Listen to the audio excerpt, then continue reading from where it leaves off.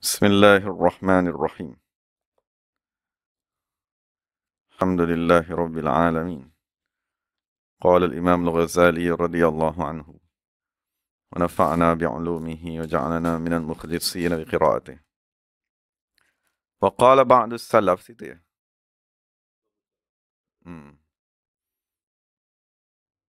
Arba'atun fis salati.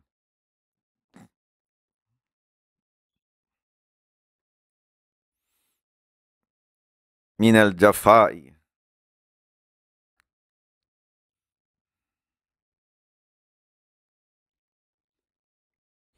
Al-iltifatu.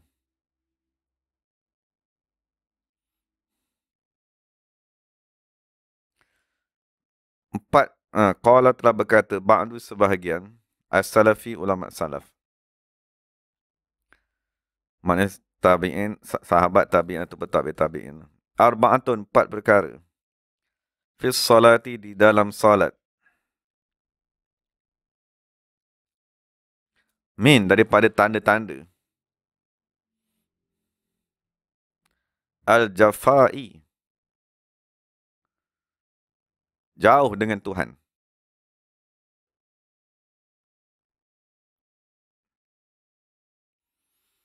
Maknanya kita apabila masuk dalam semayang, sepatutnya kita merasakan diri kita dekat dengan Tuhan. Tapi untuk kita nilai, adakah diri kita dekat dengan Tuhan di dalam semayang, ataupun kita masih lagi jauh, tengok pada perkara-perkara ni lah. Kalau ada perkara ni kita buat, maknanya walaupun kita dalam semayang, kita masih jauh daripada Allah. Pertama sekali ialah al-iltifatu, berpaling.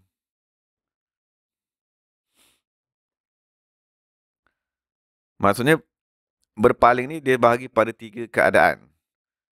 Kalau berpaling dengan dada, batal semayang.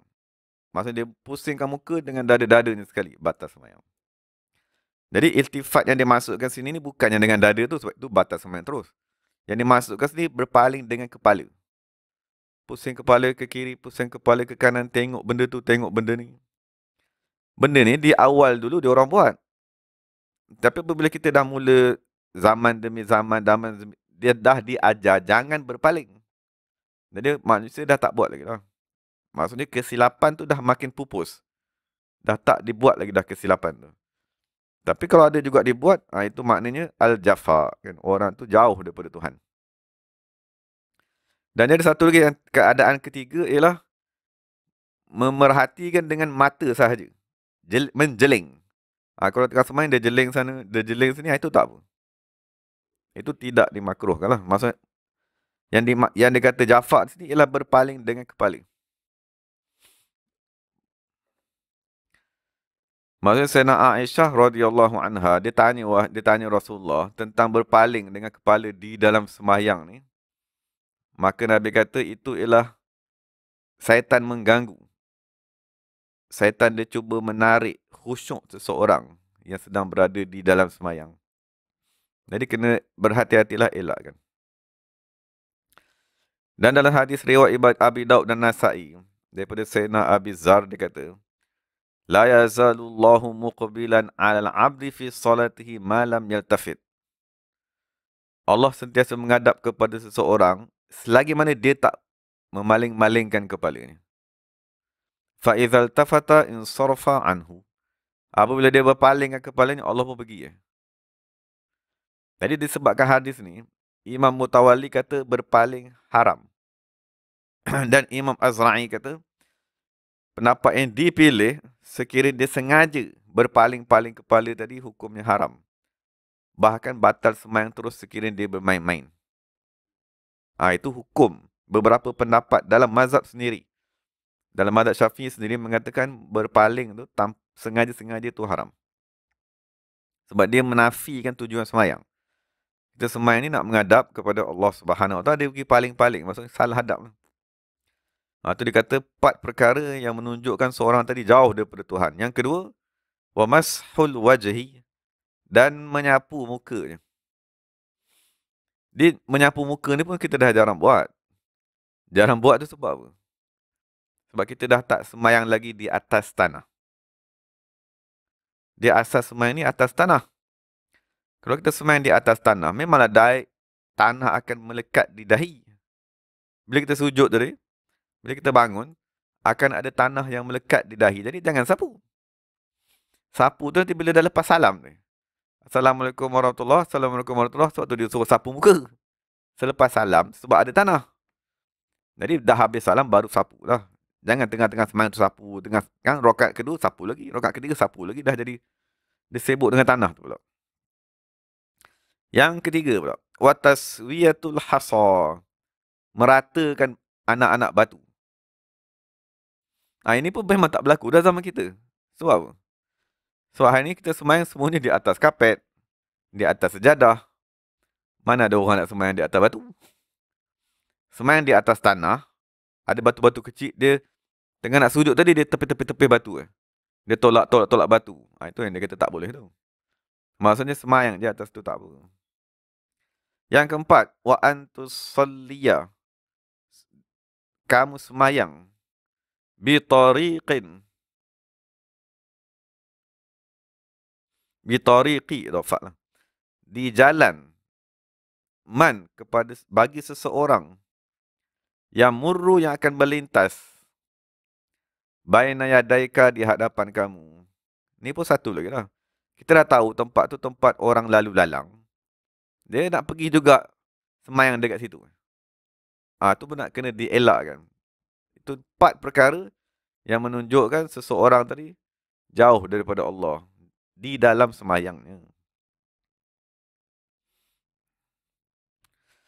Dan antara perkara yang dilarang wa nuhiya aidan, dilarang juga daripada an yushabbika, menyilang-nyilangkan asabi'ahu, jari-jarinya. Maksud tengah semayang buat macam ni. Buat macam ni, letak kat sini ke. Ataupun tengah duduk macam ni ke, letak. Maksudnya letak keadaan macam ni tu. Hari ni pun dah tak ada orang buat dah. Ini semua perbuatan-perbuatan yang dah pupus. Berkat jasa ulama'-ulama' fiqah ni. Dia kata macam ni, Imam Ghazali kata jangan. Dah 14 generasi kata jangan. Jadi benda tu lah makin lama makin pupus. Tapi dia bagi tahu lah sebab ni kitab lama kan. Dia bagi tahu, dulu ada je orang buat, dia kata. Au farqi'a, mematah-matahkan asabi'ahu, jari-jarinya. Ini pun jangan juga. Tengah semayang dia kepak-kepakkan jari. Maksud ulama tanya kenapa? Kenapa mematah-matahkan jari tadi dilarang? Jadi dalam Mustasfa, Imam Ghazali kata dia ialah amalan kaum Lut. Maka dimakruhkan meniru perbuatan mereka. Jadi daripada kalam Imam Ghazali tadi, ulama kata fayukrahu kharijas salati aidan. Maka dimakruhkan mematah-matahkan jari tadi di dalam semayang dan di luar semayang. Dua-dua makruh. Maksud perbuatan tu tak disukai. Jangan buatlah. Pertama, dia akan merosakkan sendi-sendi. Dia akan menyebabkan sendi-sendi tu bengkak. Maksud orang yang selalu kepak-kepak tu nanti dia punya sendi-sendi akan jadi besar. Au yastura wajhahu. Ataupun seseorang semayang menutup mukanya. Maksudnya dia ambil kain, dia tutup mukanya. Maksud ambil kain atas kepala, dia tutup mukanya sekali. Jadi larangan menutup muka semasa semayang. Kerana pertama nak tutup muka tadi akan menghalang kesempurnaan bacaan Quran. Dan dalam syarah juga dia kata boleh menyebabkan menghalang kesempurnaan sujud. Mana daripada hadis Abu Hurairah, dia kata dilarang seseorang menutup mulutnya di dalam semayang. Maksud Nabi kata janganlah dalam riwayat Abdullah ibn Amr, janganlah salah seorang tadi semayang dalam keadaan dia menutup hidungnya. Kerana perkara tersebut seolah-olah belalai syaitan. Maksud kita ambil kain, kita tutup atas hidung ni. Dia seolah-olah menyerupai belalai syaitan tadi. Maka dia kata jangan buatlah. Kalau itu tak kalau ada kecemasan tak apa. Tapi sekiranya tak ada keperluan, jangan pakai. Sebab dia kata yang dimaksudkan menutup muka tadi tu ialah menutup hidung dan mulut. Ialah maksudnya pakai must tadi tu, tanpa keperluan. Maksudnya kalau kita semayang di tempat ramai, dan kita ada batuk, kita ada sesemua, tutuplah muka kita. Sebab sekarang ni semayang tu dah memang jarak, dah 1 meter. Jadi tak ada keperluan pun nak pakai. Kecuali dia sakit, dia pakailah. Au yada'a ihda kaffaihi 'ala al-ukhra wa yudkhilahuma baina fakhidhaihi fi ar-ruku'i. Ini salah satu juga perkara yang dah pupus. Ini diistilahkan dalam perbuatan sahabat ni sebagai at-tatbiq. Salah satu perbuatan yang dilarang juga ialah at-tatbiq. Tatbiq tu maknanya macam ni. Kita rapatkan tangan, lepas tu masa kita sujud, kita letak tengah-tengah ni. Bukan sujud, rukuk. Asalnya masa rukuk, sepatutnya kita letak tangan atas lutut. Tapi dia rapatkan tangan ni, dia letak celah-celah antara peha dia macam ni. Semasa rukuk. Jadi itulah perbuatan yang Imam Ghazali kata dilarang. Dan tak ada dah orang buat sekarang ni. Dah pupus dah. Waqala ba'dus sahabati, berkata sebahagian sahabat radhiyallahu anhum, kunna, sesungguhnya kami, naf'alu zalika, melakukan sedemikian semasa rukuk. Fanuhina, kemudian kami dilarang anhu, daripada perkara tersebut. Dan apabila ditanya Aisyah, kenapa tak boleh buat macam tu? Tu letak tangan macam ni, lepas tu letak di celah peha semasa rukuk. Maka Aisyah berkata, itu ialah perbuatan Yahudi.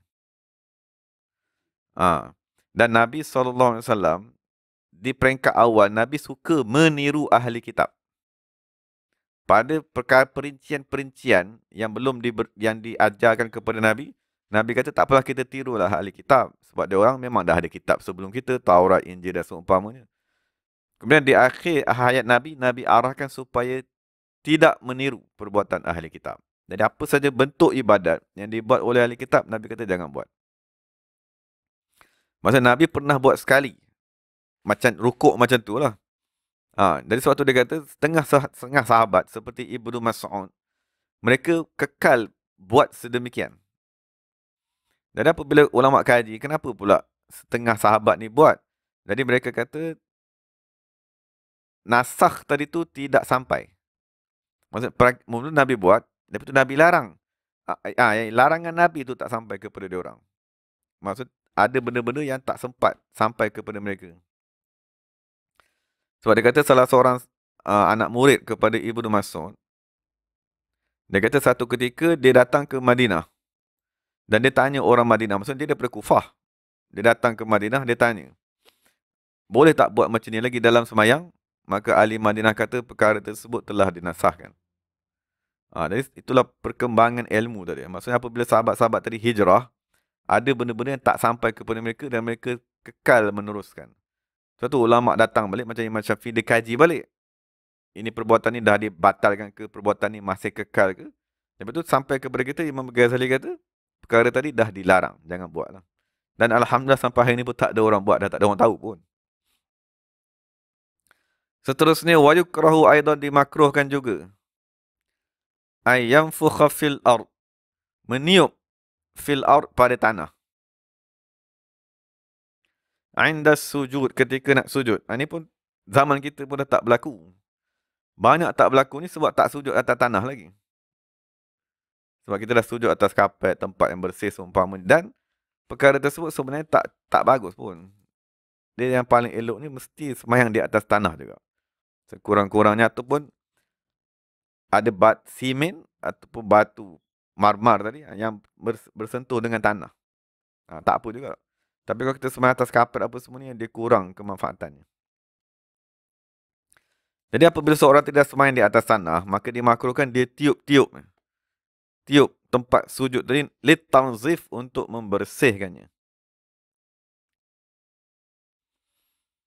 Wa an yusawwiya, ataupun dia tadi merata-ratakan al-hasa, anak batu, biyadihi, dengan tangannya.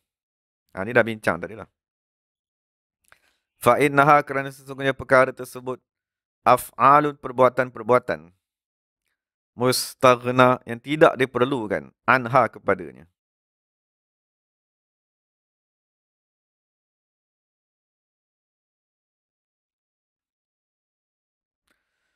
Dan seterusnya Imam Ghazali berkata, wala yarfa'u, jangan mengangkat ihda qadamaihi, salah satu daripada dua kakinya,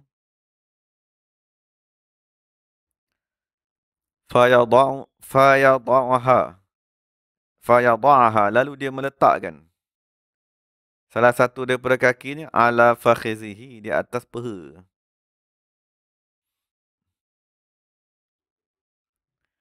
Masa berdiri, berdiri tu ni berdiri sebelah kaki, sebelah ni letak macam ni. Maksudnya berdiri sebelah kaki betul-betul lah. Macam mana?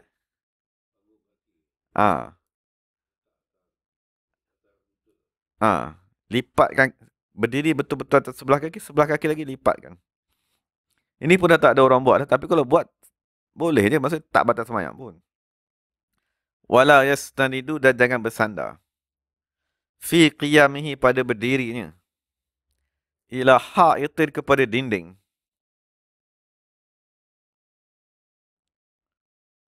Wa in istanada, sekiranya bersandar juga. Bihaitsu, dengan sekira-kira. Lau, jikalau sulla, ditarik keluar. Zalikal ha'itu, demikian dinding. La saqata, jatuh orang tersebut. Dia bersandar kat dinding. Kalau kita tarik dinding tu, dia terlentang ke belakang.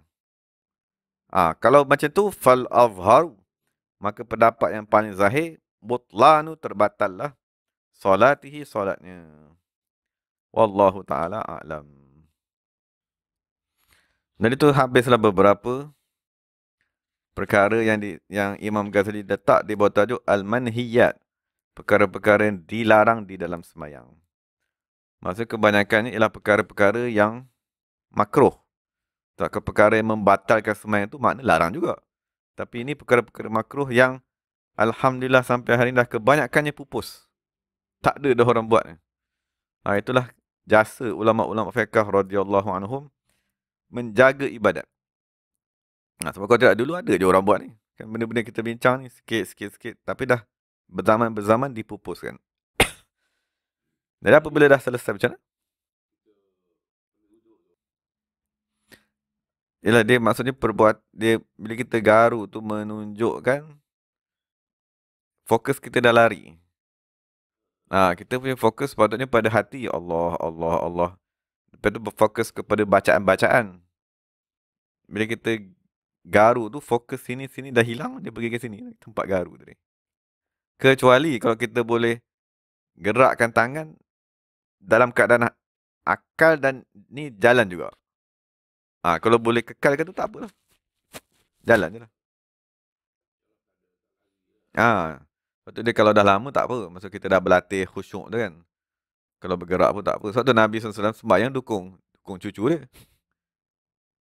Mendukung cucu tu pergerakannya lagi banyak. Tapi kenapa boleh buat?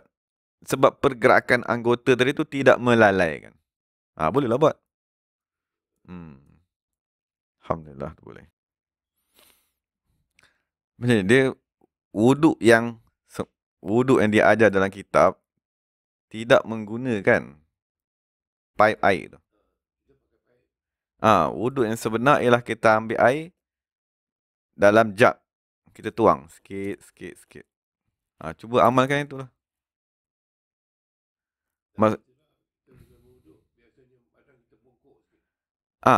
Sebenarnya bila nak wuduk atas kerusi.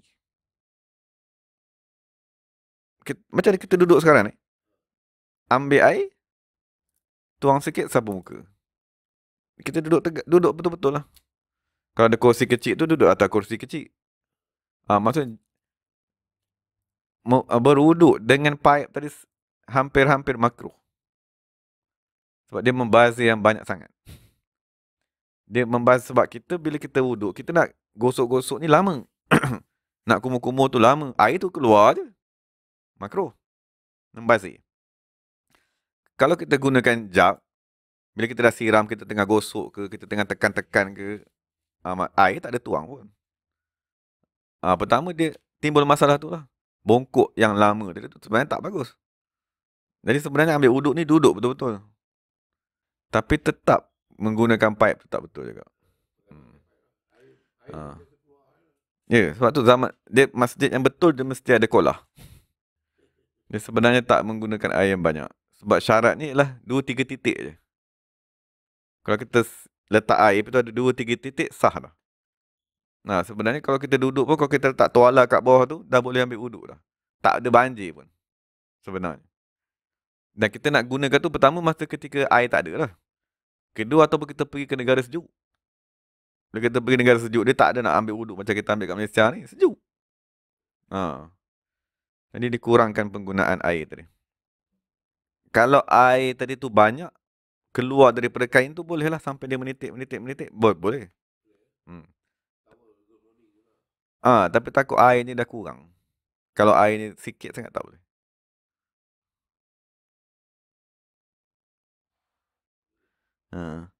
Okay, jadi kita berhenti dulu insya-Allah. Kiranya ada keizinan kita sambung tamyisul faraidi was sunani. Wallahu taala alam.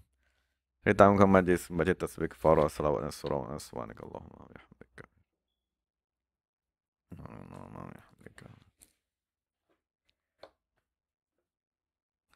Bismillahirrahmanirrahim. Alhamdulillah rabbil alamin. Wassalatu wassalamu ala sayyidil mursalin wa ala alihi wa sahbihi ajma'in. ربنا ظلمنا أنفسنا وإن لم تغفر لنا وترحمنا لنكونن من الخاسرين ربنا آتنا في الدنيا حسنة وفي الآخرة حسنة وقنا عذاب النار صلى الله عليه وسلم محمد النبي الأمي وعلى آله وصحبه وسلم والحمد لله رب العالمين قبل الله منا ومنكم